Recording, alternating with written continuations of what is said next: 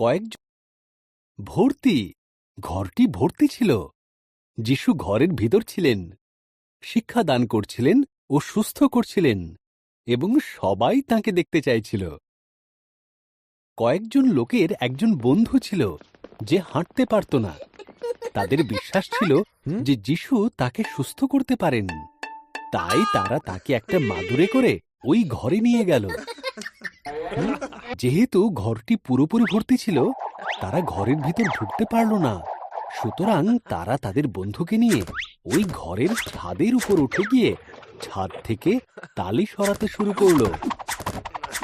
উপর একটি গর্ত বানালো। ঘরের ভিতরে সবাই উপরের দিকে অবাক হয়ে তাকালো। তখন তারা তাদের বন্ধুকে সেই ঘরের ভিতরে ভিড়ের মাঝখানে নামিয়ে দিল।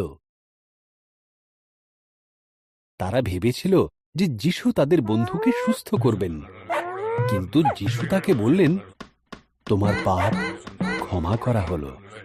ধর্মগুরুরা খুব অখুশি হল। একমাত্র ঈশ্বরই পাপ ক্ষমা করতে পারেন। তারা তর্ক করতে লাগলো, কোনটা সহজ?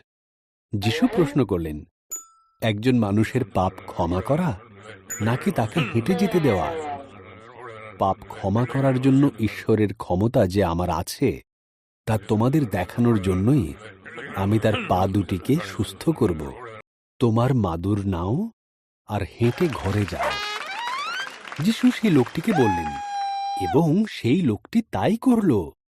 তার বন্ধুরা আনন্দ করতে লাগলো এবং প্রত্যেকে আনন্দ করল। এখন সেই ঘরটি প্রশংসা